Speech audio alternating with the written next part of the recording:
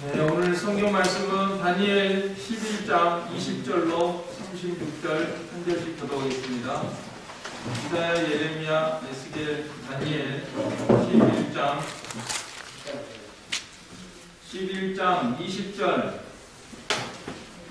20절부터 36절 한 절씩 교독하겠습니다. 구약 성경 1253조 다니엘 11장 20절 그 왕위를 이을 자가 압제자를 그 나라의 아름다운 곳으로 두루 다니게 할 것이나 그는 분노함이나 싸움이 없이 몇 날이 못되어 망할 것이요 또 그의 왕위를 이을 자는 황청한 사람이라 나라의 영광을 그에게 주지 아니할 것이다. 그가 평안한 때를 가서 속임수로 그 나라를 얻을 것이며 넘치는 물같은 군대가 그에게 넘침으로 말미암아 패할 것이요 동맹한 왕도 그렇게 될 것이며 그와 약조한 때에는 거짓을 향하여 돌아올 것이요 소수의 백성을 가지고 세력을 얻을 것이며 그가 평안한 때에 그 지방의 가장 기름진 곳에 들어와서 그의 조상들과 조상들의 조상이 행하지 못하는 것을 행할 것이요 그는 노력하고 탈취한 재물을 무리에게 흩어주며 계략을 세워 얼마 동안 산성들을 칠 것인데 때가 이르기까지 그리하리라. 그가 그의 힘을 떨치며 용기를 다하여 큰 군대를 거느리고 남방왕을 칠 것이요 남방왕도 힘이 크고 강한 군대를 거느리고 맞아 싸울 것이다. 능히 당하지 못하리니 이는 그들이 계략을 세워 그를 침이니라. 그의 음식을 먹는 자들이 그를 멸하리니 그의 군대가 흩어질 것이요 많은 사람이 엎드러져 죽으리라. 이 두 왕이 마음에 서로 해하고자 하여 한 밥상에 앉았을 때에 거짓말을 할 것이다. 일이 성공하지 못하리니 이는 아직 때가 이르지 아니하였으므로 그 일이 이루어지지 아니할 것임이니라. 북방왕은 많은 재물을 가지고 본국으로 돌아가리니 그는 마음으로 거룩한 언약을 거스리며 자기 마음대로 행하고 본토로 돌아갈 것이며 작정된 기한에 그가 다시 나와서 라마에 이를 것이나 이번이 그 전번만 못하리니 이는 기띔의 배들이 이르러 그를 칠 것임이라. 그가 낙심하고 돌아가면서 맺은 거룩한 언약에 분노하였고 자기 땅에 돌아가서는 맺은 거룩한 언약을 배반하는 자들을 살필 것이며 군대는 그의 편에 서서 성소고 견고한 것을 더럽히며 매일 드리는 제사를 폐하며 멸망하게 하는 가증한 것을 세울 것이며 그가 또 언약을 배반하고 악행하는 자를 속임수로 타락시킬 것이나 오직 자기의 하나님을 아는 백성은 강하여 용명을 떨치리라. 백성 중에 지혜로운 자들이 많은 사람을 가르칠 것이나 그들이 칼날과 보호가 맞으며 여러 날 동안 몰락하리라. 그들이 몰락할 때 도움을 조금 얻을 것이나 많은 사람들이 속임수로 그들과 결합할 것이며 또 그들 중 지혜로운 자 몇 사람이 몰락하여 우리 중에서 연단을 받아 정결하게 되며 있게 되며 마지막 때까지 이르게 하니 이는 아직 정한 기한이 남았습니다. 다 같이 그 왕은 자기 마음대로 행하며 스스로 높여 모든 신보다 크다하며 이상한 말로 신들의 신을 대적하며 평범하기를 평범하심이 있을 때까지 하리니 이는 그 작정된 일을 반드시 이룰 것이니라. 아멘. 자, 11장의 내용은요, 이 알렉산더 사후의 역사에 대해서 기록을 하고 있는데, 우리가 그 다니엘서에서 나오는 금신상 알죠? 금신상, 머리는 정금이고 가슴과 팔은 노시고 배와 넓적다리는 은이고 배와 넓적다리는 노시고 발은 철이고 발가락 얼마는 진흙이고 철이고 이런 그 신상을 우리가 생각하면서 이 말씀을 대하면은 세계 역사가 한눈에 들어오잖아요. 그래서 이제 바벨론 나라 다음에 메데 페르시아 나라, 그 다음에 알렉산더 헬라 제국, 그리고 로마 이렇게 전개가 되는데 11장은 이 알렉산더 제국에 대한 말씀입니다. 알렉산더 제국이 헬라 제국인데 헬라 제국이 알렉산더가 갑자기 32살인가 그때 죽고 나서 네 나라로 갈라졌다 그랬죠.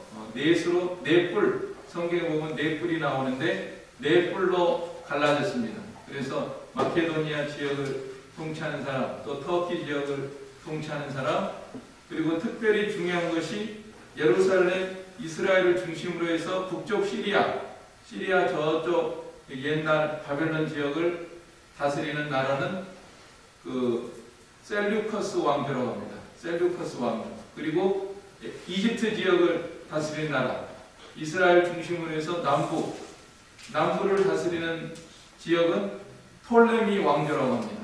근데 11장에 보면은 이 남북 왕조, 그러니까 북쪽 셀루커스 왕조하고 남쪽 이 톨레미 왕조하고 계속 싸우는 거. 서로 모략을 했다가 화친했다가 뭐 계략을 꾸몄다가 이렇게 하면서 계속 싸움이 전개되는 것이고, 그거를 지난 20장까지 했고 20절까지 했고 오늘 이제 나머지 부분을 강의하는 가운데 있는데요. 왜 이렇게 장엄하게 이 남북의 이 싸우는 이런 계략, 이것이 전개가 되는가 하면 결국 어떤 정점을 향해서 나가고 있는데, 그 정점에 서 있는 인물이 바로 누구냐면은 안티오코스 에피파네스, 북시리아 셀루커스 왕조에서 나타나는 특이한 왕에 대해서 오늘 그 이름이 나오는데, 그 이름이 뭐냐면은 이름도 아주 어려워요. 뭐 한국말도 하기 어려운데 영어도 하기 어려운데 이거 뭐 어느 나라 말인지도 모르겠어요. 안티오쿠스 한번 따라 세워보세요. 안티오쿠스 에피파네스. 에피파네스는 또 뭐야? 안티오쿠스는 에피파네스가 무슨 뜻이냐면은 현현, 나타났다 이 뜻이랍니다. 그러면 뭐가 나타나냐? 신이 나타났다는 신. 아주 교만하게 자기 이름이 안티오쿠스고 자기 선조 때 안티오쿠스라는 그런 이름이 있는데, 자기가 안티오쿠스고 그것도 에피파네스, 신과 같은 그런 존재다, 신이 나타난 그런 존재다 해서 아주 교만한 이름입니다. 안티오쿠스 에피파네스. 이 사람에 대해서 오늘 보면은 뭐 여러 가지로 거짓말하고 속이고 뭐 여러 가지 실수를 부리는 거 많이 나옵니다. 뭐 전형적인 정치가, 타락한 정치가의 모습을 보여주고 있습니다. 그 중에 한 가지가 그 사람들한테 나눠주는 거. 요새 그 분배, 좌파들은 분배를 강조하지 않습니까? 아니 생기는 것도 없이 무조건 나눠주면 나라가 어떻게 되겠다는 거예요. 예. 아니 나라가 수입이 있어가 나눠줘야죠. 아무튼 이 사람도 나눠주기 좋아요. 하여튼 예나 지금이나 이 사람 마음을 얻으려고 이 타락해가지고 탈취한 것을 나눠줬다고 하는 게 몇 절에 나오죠? 오늘 보면은 자 몇 절에 나오느냐? 24절 같이 읽겠습니다. 그가 평안할 때 그 지방에 가장 긴 곳에 들어와서 그의 조상들과 조상들의 조상이 행하지 못하던 것을 행할 것이요, 그는 노력하고 탈취한 재물을 우리에게 흩어주며 계략을 세워 얼마 동안 산성들을 칠쳐주는데 때가 이르기까지 그리하리라. 여기 보면은 조상들과 조상들의 조상이 행하지 못하던 것을 행할 것이요, 당군 이래 최초로 했다는 그런 말이 있는데 그런 걸 연상하게 합니다. 그 전에 하지 않은, 자기 조상들도 하지 않았던 일을 하는데 막 나눠주는 거예요. 노력하고 탈취한 재물을 우리에게 흩어주며, 뺏은 것은 뭐 나눠주니까 얼마나 좋아하겠어요. 사람들 인심을 얻는 거죠. 인심을 얻어가지고 야 안티오코스 잘한다, 정말 신이 나타난 것 같다 하면서 이렇게 인심을 얻어가지고 우리에게 흩어주면서 또 계략을 세워 얼마 동안 산성들을 칠 것인데 때가 이르기까지 그리하리라. 그래서 이렇게 남왕조를 정복하고, 또 이 사람이 왜 중요한 인물인가 하면은 이 이스라엘이 중간에 있다고 그랬죠. 이스라엘이 중간에 있고 북쪽이 셀루커스 왕조, 남쪽이 톨레미 왕조고, 북쪽에서 그 작은 뿔 하나가 나타난 게 이게 안티오코스 에피파네스라고 그랬잖아요.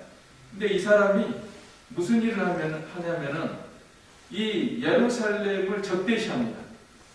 지나가면서 그야말로 동네 북이에요. 이스라엘은 강대국들이 지나가면서 점령하고, 또 철수하면서 파괴하고 그러는 것처럼 이 안티오코스 에피파네스가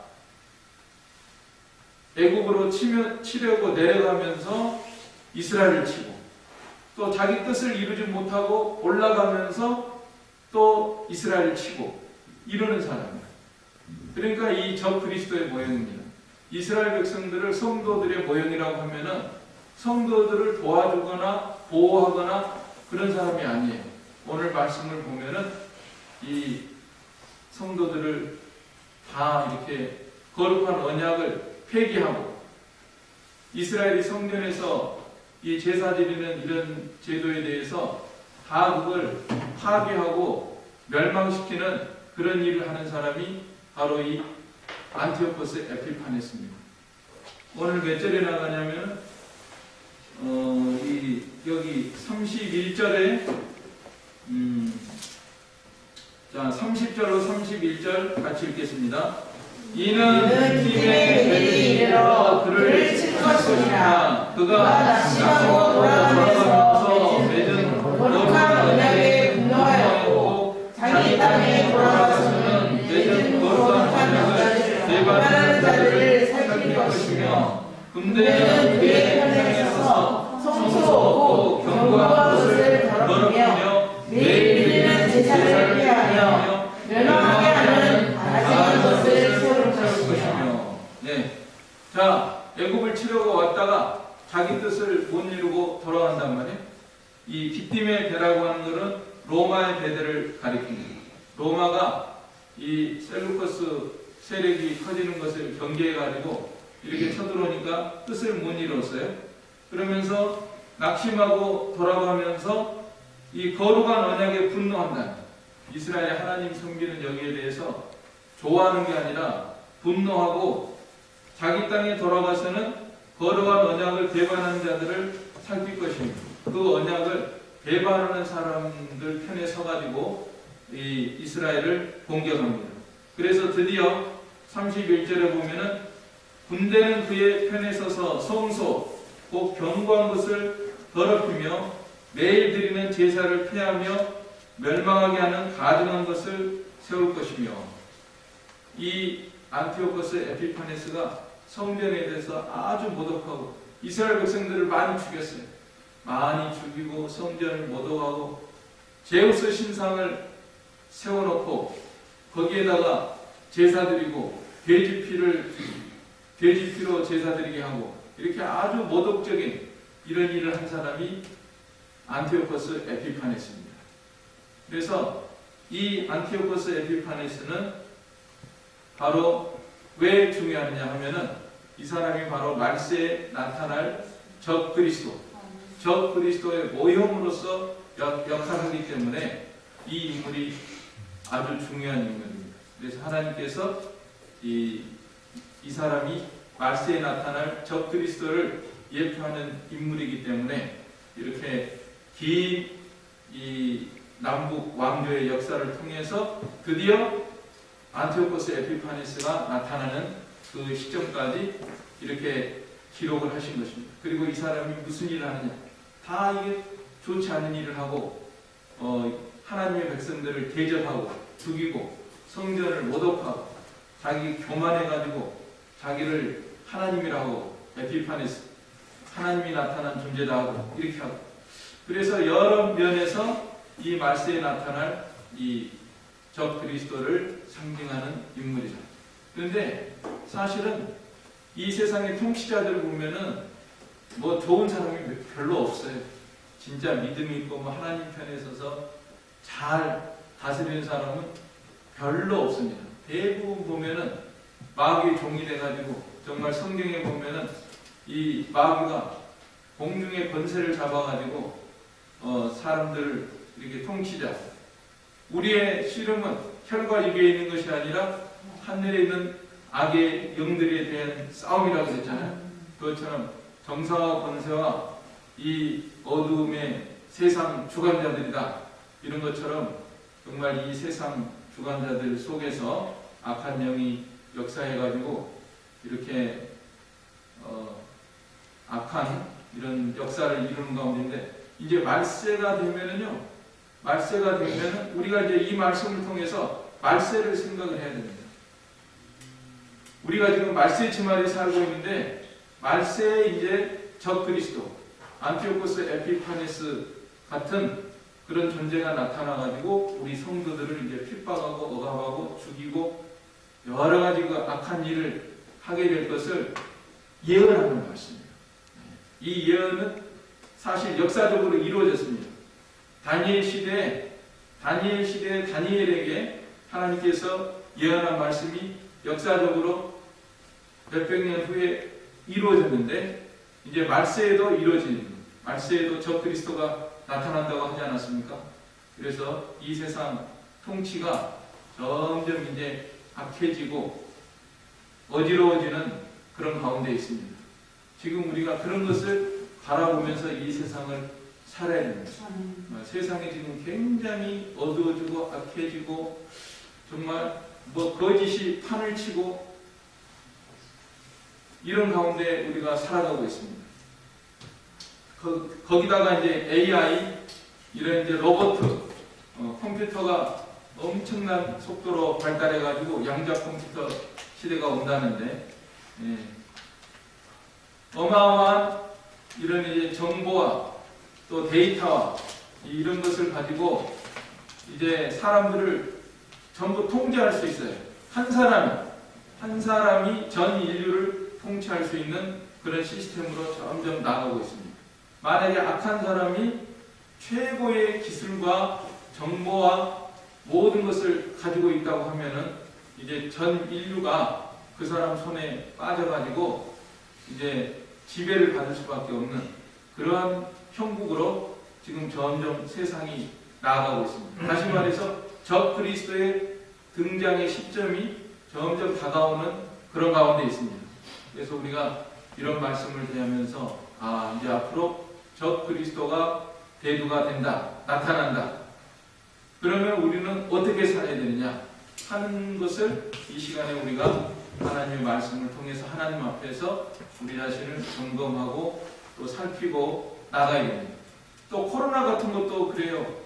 코로나도 지금 처음 이 코로나가 발생할 때 우한에서 연구실에서 나왔다 하는 말이 있었습니다. 그런데 어느 순간에 우한 말도 꺼내지 마, 그런 다음에 그냥 코로나19라고 해, 이렇게 하더니 요새 시간이 흐른 다음에 보니까요, 미국에서 공식적으로 우한 연구소에서 이렇게 나온 것이다, 이런 공식적인 입장이 미국에서 나오고 있습니다. 공공연하게 지금 나오고 있습니다. 그러면 누가 이걸 쉬쉬했느냐, 왜 이렇게 덮었느냐.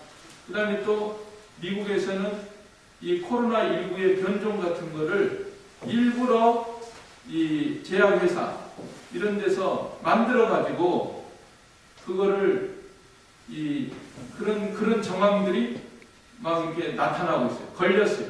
그래서 그게 또 큰 이슈가 되고 문제가 되고, 아무튼 이게 얼마나 혼란스러운 세상인지 모릅니다. 얼마나 위험한 세상인가. 사람의 목숨을 정말 귀중히 여겨야 되는데, 이걸 죽이려고 하는 그런 거를 공공연한 실험 연구에서 이렇게 해가지고 그것이 유출이 되고, 그래서 또 이제 모든 사람들이 또 백신을 맞아야 되는 그런 상황 속에서 살아가고, 이제 세상이 이제 점점 이렇게 거짓이 난무하는, 흑암이 휩싸이는 이런 가운데서 우리가 살아가고 있습니다. 그래 적 그리스도 안티오코스 에피파네스가 나타나는 것처럼 말세에 이제 이런 악한 통치자가 등장한다 그랬습니다. 성경에도 나와 있어요. 데살로니가 후서 2장 3절에 보면은 누가 아무렇게 해도 너희가 미혹하지 말라. 먼저 배도하는 일이 있고 저 불법의 사람 그 멸망의 아들이 나타나기 전에는 이르지 아니하리니. 멸망의 아들 적 그리스도가 나타난다는 거예요. 또 이 사후 2장 4절에 보면은 저는 대적하는 자나 범사에 일컫는 하나님이나 숭배함을 받는 자 위에 뛰어나 자존하여 하나님 성전에 앉아 자기를 보여 하나님이라 하느니라. 지금 성전 제3성전을 지으려고 한다 그랬죠. 이스라엘에서 제3성 아직 지어지진 않았어요. 근데 말세 시나리오 가운데서 제3성전이 건축되게 됩니다. 그 다음에 그 성전에 앉아가지고 자기를 보여 하나님이라 하느니라. 그럼 실제로 문자적으로 그런 일이 있을 것 같아요. 실제로 그 사람이 그 성전에 앉는 게 아니라 예를 들어서 자기를 대변하는 아바타가 되는 그런 그 AI나 이런 걸 세워가지고 거기에다 세워놓고 숭배를 받고 하는 그런 일이 있지 않을까. 우리가 그런 것도 생각하게 됩니다. 요한일서 2장 18절에는 아이들아 이것이 마지막 때라 적 그리스도가 이르겠다 함을 너희가 들은 것 같이 지금도 많은 적 그리스도가 일어났으니 이런 걸 우리가 마지막 때인 줄 아노라. 적 그리스도의 모형들이 계속 있어 왔습니다. 역사적으로 또 있어 오고 이제 마지막에 진짜 적 그리스도가 대두해서 세상에 종말이 임하는 이제 이런 역사가 이루어지게 됩니다. 그래서 이 세상은 악한 자 안에 처한 것이며 어둠의 세상 주관자들이 다스리는 이 세상에서 우리가 살고 있습니다. 근데 사람들이 하는 일을 보면은 참 어리석은데 이 바이러스나 의료 같은 거를 가지고 장난을 치고 또 음식 같은 거 뭐 유전자 변형이나 이런 걸 통해서 또 뭐 이상하게 하고 이런 걸 생각하면은 자기 죽을 일은 생각 안 하나? 코로나 변이종 같은 거 만들고 그러면은 자기는 안 죽을 것 같은가? 그런 생각. 그러니까 자기는 안 죽는다고 생각을 하고 하는 것 같아요, 사람들이. 욕심이 있어가지고 그 죄 때문에 생명이 있으면은 자기는 안 죽을 줄로 생각해요. 그러나 안 죽는 게 아니죠. 자기도 다 죽고 언젠가는 다 죽고 하나님 앞에 설 것인데 그런 거 생각하지 않고 이렇게 죄를 범하는 이런 세상에서 살고 있습니다. 자, 우리는 이제 말세 주말에 적 그리스도가 곧 대두가 될 이런 시점 속에서 살고 있는 것을 우리가 늘 생각을 해야 됩니다. 그럼 우리는 어떻게 살아야 되느냐? 오늘 말씀해 보니까 이 32절, 자 32절 같이 읽겠습니다. 그가 원자를 멸망하고 악행하는 자를 속임으로 타락시킬 것이나 오직 자기의 하나님을 아는 백성은 강하여 용맹을 펼치리라. 아멘. 자기 하나님을 아는 백성은 강하여 용명을 떨치리라. 우리가 사람을 두려워하지 않고 살아야 되겠습니다. 지금부터 항상 그 훈련을 해야 돼요. 연습을. 이제 말세에 이런 적그리스도 시대가 와가지고 정말 많은 사람, 이스라엘 백성들을 학대했다 그랬죠. 칼날 33절에 보면은 그들이 칼날과 불꽃과 사로잡힘과 약탈을 당하여 여러 날 동안 몰라가리라. 하나님의 백성들이 칼날로 그 적그리스도가 칼날로 치고 또 불꽃으로 사르고 사로잡혀가고 약탈을 당하고 이런 비참한 일을 당했는데 이런 일이 있을 때 나는 어떻게 할 것인가? 사람을 두려워하지 말고 하나님을 두려워하고 자기 하나님을 아는 백성은 강하여 용명을 바라리라. 난 하나님을 알고 있을까? 안다 하는 이 단어가요. 구약에서 특별히 이 관계, 친밀한 관계로 경험적으로 아는 걸 가리키는 단어입니다. 그냥 지식적으로 내가 뭘 안다, 한글을 안다, 뭐 공식을 안다 이 정도가 아니라 어떤 사람은 개인적으로, 인격적으로, 체험적으로 깊이 아는데 사용하는 단어거든요. 그러니까 우리가 이 하나님을 정말 깊이 알고 전능하신 하나님, 또 모든 예언을 성취하시는 하나님, 이런 하나님을 생각하면서 강하고 담대하게 나아가는 자리까지 우리가 나아가야 되겠습니다. 마태복음 10장 28절에서 몸은 죽여도 영혼은 능히 죽이지 못하는 자를 두려워하지 말고 오직 몸과 영혼을 능히 지옥에 멸하시는 자를 두려워하라. 사람이 암만 죽여봐야 몸만 죽이고 목숨만 죽일 수 있어요. 그러나 영혼은 죽일 수가 없습니다. 몸 죽으면은 우리 영혼이 하늘나라에 간다. 우리 하나님은 몸과 영혼을 능히 지옥에 던지는 자를 두려워하라. 누가복음 12장 5절에 마땅히 두려워할 자를 내가 너에게 보이리니 곧 죽인 후에 또한 지옥에 던져넣는 권세 있는 그를 두려워하라. 내가 참으로 너에게 이르노니 그를 두려워하라. 그랬습니다. 하나님을 알고 하나님만을 경외하고 사람을 두려워하지 말고 앞으로 어떤 일이 있든지 적그리스도가 나타나서 뭐 감옥에 가두겠다, 뭐 예배를 금지하고 모이지 말아라, 또 뭐 10명까지만 모여라 하고 호령을 하고 또 매매를 못한다 하고 여러 가지 어려운 일이 있을 수 있는데 그때 나는 그거를 이겨낼 수 있을까? 하고 담대하여서 용명을 바라면서 하나님만을 의지하고 나아갈 수 있을까? 이걸 우리가 생각을 해야 되겠습니다. 여기 있는 분들은 다 할 수 있겠죠? 네. 지금은 아멘 했는데 실제로 닥쳐봐야 알아요. 닥쳐봐야 알아요.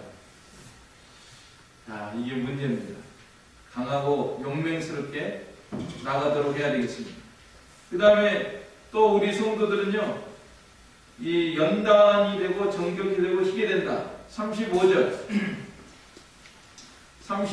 같이 읽겠습니다. 또 그들 중 지혜로운 자 몇 사람이 올라가요 우리 중에서 연단을 받아 정결하게 되며 희게 되어 마지막 때까지 이르게 하리니 이는 아직 정한 기한이 남았습니다. 아멘. 자, 하나님께서 우리 성도들 참 피로 값주고 사신 귀한 하나님의 백성인데도 왜 이 세상에서 이렇게 적그리스도를 통해서 적그리스도와 같은 이런 모형적인 인물들을 통해서 때때로 이렇게 억압을 당하고 핍박을 당하고 불꽃에 화형당한 사람도 있어요. 사실 많아요.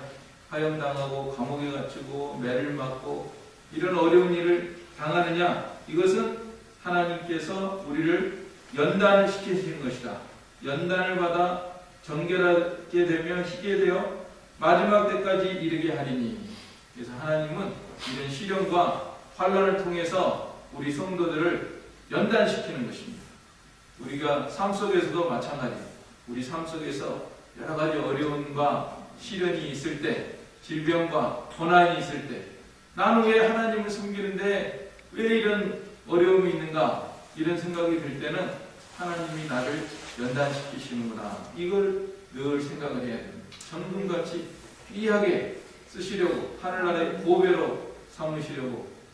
금을 연단하려면 뜨거운 불이 필요하지 않습니까? 용광로에다 넣어놓고 아우 불러 막 녹여가지고 찌기를 제거하고 한 번뿐만 아니라 두 번, 세 번, 네 번 계속 이렇게 해서 연단을 해서 깨끗한 정금이 만들어지는 것처럼 하나님께서 우리를 여러 가지 시련을 통해서 연단시키시고 그 시련이 이기면은 정말 정금과 같은 그런 존재가 되는 거예요. 환난과 핍박을 이기고 적그리스도를 이기고 감옥에 가는 것도 이기고 그러면은 정말 강하게 되고 아름답게 되고 금이 그 순금 덩어리가 정말 찢기가 빠져가지고 깨끗하고 강하고 아름다운 그런 금이 되는 것처럼 오늘 우리들이 그러한 존재가 되기 때문에 하나님께서 이렇게 연단시키는 것을 우리가 생각하면서 또 말세의 모든 시련과 환난을 이겨나가도록 해야 되겠습니다. 아멘. 그 다음에 오늘 본문 말씀에 보면은 역사가 막 나오고 이게 안티오코스 에피파네스가 애국으로 톨레미 왕조로 쳐들어갔다가 또 계략을 베풀고 모략을 하고 다시 철수했다가 뜻을 이루지 못하고 막 이런 이제 역사적인 이런 사건들이 나오는데 이 하나님 이름은 나타나지 않습니다. 하나님은 안 계시는 것 같아요. 다 역사적으로 사람들이 서로 계략하고 꾸미고 이런 것만 나오는데 하나님 이름이 안 나와요. 이런 부분에서. 이런 걸 생각할 때 마치 그 에스더서를 우리가 생각을 하게 됩니다. 에스더의 특징이 뭔지 아세요? 하나님 이름이 한 번도 안 나와요. 하나님 이름이 한 번도 안 나와요. 세상에. 어쩌면 그렇게 안 나오게 할 수 있을까? 그것도 기술인 것 같아요. 그것도 성령님께서 역사하셔서.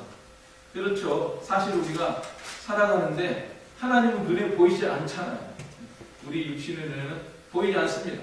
그러나 모든 것을 하나님이 주관하시고 왕이 잠 안 오는 것도 하나님이 주관하시고 그 역대 일기를 읽는 것도 하나님이 주관하시고 또 공 세운 부분을 찾아가지고 모르드게를 상을 줘야 되겠다. 그것도 하나님이 주관하시고 또 마침 그 생각을 하고 있는데 하만이가 찾아와가지고 하는 것도 하나님이 보내신 거고 이 모든 것을 통해서 하나님이 역사하시지 않습니까?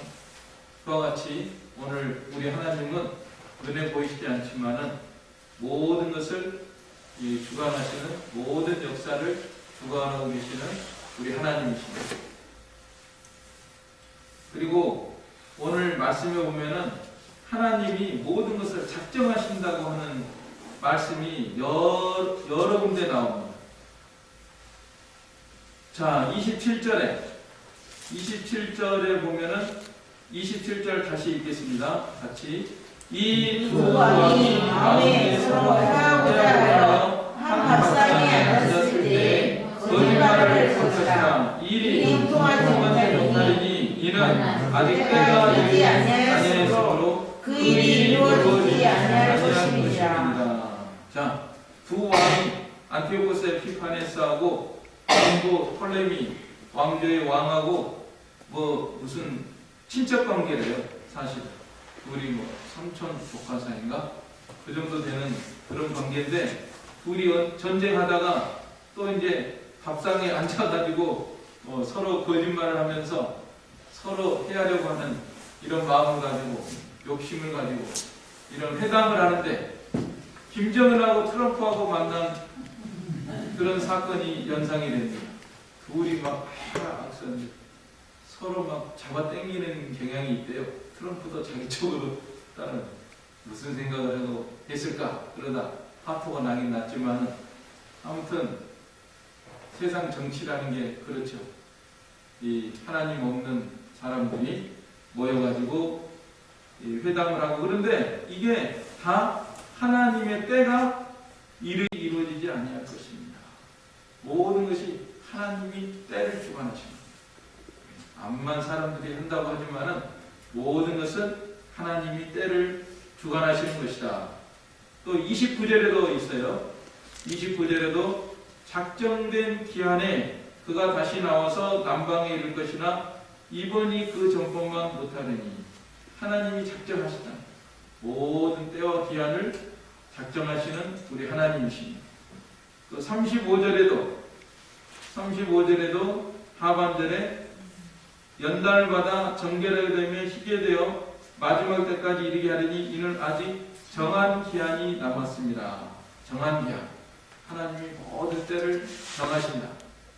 작정된 일을 반드시 이루신다. 36절에는 이는 그 작정된 일을 반드시 이루실 것입니다. 그러니까 우리 하나님은 다 모든 것을 주관하시고 때와 기한과 이런 모든 것을 예정하시고 또 우리 삶에 일어나는 모든 사건들, 모든 일들 다 하나님의 뜻대로 모든 것이 이루어지는 것을 우리가 생각하고 또 세상 돌아가는 것도 마찬가지예요. 세상 돌아가는 것도 다 하나님이 예정하신 그 작정한 때에 모든 것이 이루어집니다. 우리 남북 통일 언제 되겠죠? 예, 하나님이 작정하실 때, 하나님이 작정하셨다면은 작정하실 때에 되는 것이에요. 근데 저는 공공연하게 2020